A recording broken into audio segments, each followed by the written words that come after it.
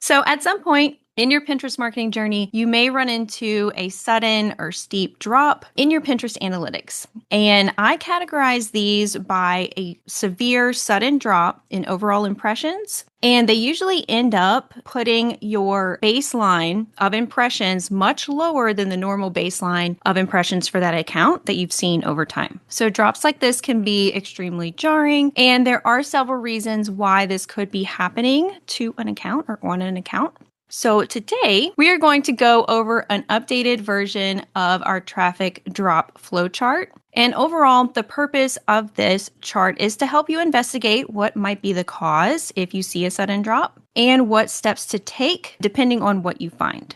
The first step to start is by asking this question: has traffic dropped to zero or close to zero? Because there is a difference between an account dropping 70 to 90% versus dropping 20 to 40%. So those 20 to 40% drops are usually seasonal or trend-based changes. So the drops that we're looking at, these are going to be those significant and pronounced drops like the drops shown in those examples. So if you ask yourself this question and the answer is yes, and traffic has dropped substantially, you are going to want to check for a spam filter or shadow ban issue. And the way to do this is to check to see if your pins are shown in search results and in related pins underneath one of your pins. But you want to check for this logged out of your account. That way you can get the cleanest and most accurate results. I find the easiest way to do this is with an incognito browser. So you're completely logged out of Pinterest automatically, or you can use another account, preferably on a different device. But this account, it's important that it hasn't interacted with the account that you're checking or you're searching for, because those personalization layers will corrupt the results. So if you have two accounts that have not interacted with each other at all, you can check that way, but my preferred way is with an incognito browser. When searching, you can search using keywords that you know that the account ranks for, or you can use exact titles of top pins on that account. And while I'm at it, while I'm searching, I also like to search for the brand name and the domain URL separately to see if their domain is ranking for those terms. So if the brand name is unique enough, we should see their content show up there in some kind of way. So I do like to check that. And you'll also want to open several of your pins and check those related pins to see if other pins from your domain are shown there. So you may have to scroll for a bit to find one due to the increases in ad load and other updates on the platform. So this check has become a little bit more difficult, but the algorithm typically includes at least one pin from the same domain, especially if you have more content that is on that topic. So if your answer to this is no and you don't see any pins in search results or in related pins, you will want to contact Pinterest support, and you can contact them through help.pinterest.com/contact because the account has likely been caught in the spam filter. So when you contact Pinterest, be sure to include screenshots of the traffic drop in your analytics, and be prepared to go back and forth with Pinterest several times before you get an actual human to check the account. Sometimes you do have to be very persistent, but someone just recently this week got a response. The first message she sent, they said, yep, this account is caught up in the spam filter. So miracles do happen, but for the most part, be prepared to have to be persistent. So if you're in this situation, there is a script along with instructions in the course if you do need to reach out to Pinterest. So I will leave a link below this video or below the replay of this video to that.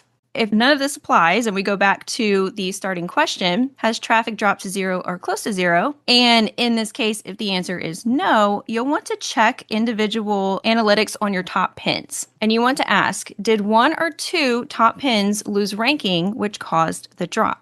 If the answer to that is yes, that means you need to create more board categories and more content to go after new keywords to gain more rankings in the algorithm. So just in general, you'll want to have as many pins bringing in traffic as possible and not relying solely on a handful of pins to bring in all of your traffic. But this is most common with new accounts. So they have a drop, they'll see a drop in their overall analytics, and they think immediately it's probably a spam filter issue, but it's actually just part of growing an account on Pinterest. So one or two pins bringing in traffic is really exciting, especially on new accounts. But we want to diversify by creating more content and going after more keywords to grow the account. So this is something that specifically comes up for new accounts a lot. So, on the other hand, if your answer is no to that question and the drop is not caused by just a handful of pins and you're seeing drops on multiple pins, you'll want to ask, have stolen pins started outranking legitimate pins? So, stolen pins can wreck your traffic and your overall reach, and that happens because those stolen copies start outranking your legitimate pins, and in turn, that will steal away all the engagement that your legitimate pins should be getting.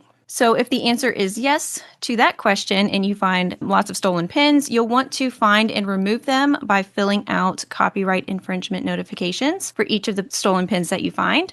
And in my experience, this process can work very quickly, almost instantly in some cases, and in other cases, it can take a while because there will be layers and layers of those stolen pins that are stealing your rankings. So finding them all, getting them taken down, and getting traffic back to a stable level so you can start growing again, sometimes that does take time. And it is a lot of work, but in my opinion, it's worth the effort, especially in niches where stolen pins are a huge issue, like marketing, graphic design, home decor, and fashion. Those are just a few off the top of my head. And if you're new to finding and reporting stolen pins, you can find all of the strategies that I use inside of Stolen Pin Protocol. You can find all the information in there.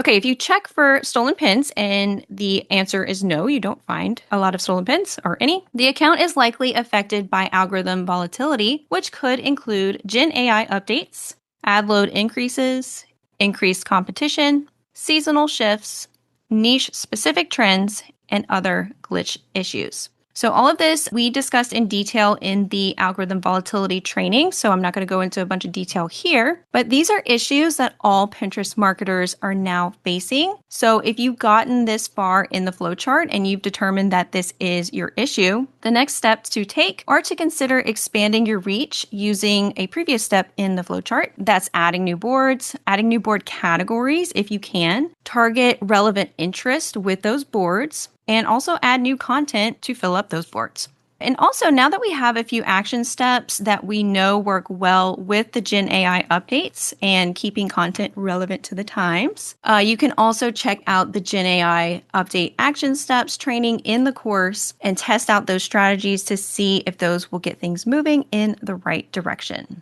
So that is our updated traffic drop flow chart, and hopefully it will help. I know that a lot of us are seeing a lot of weird up and downs since the Gen AI update, so hopefully this will help. If you have a sudden drop, it'll help you navigate and look to see what you should check.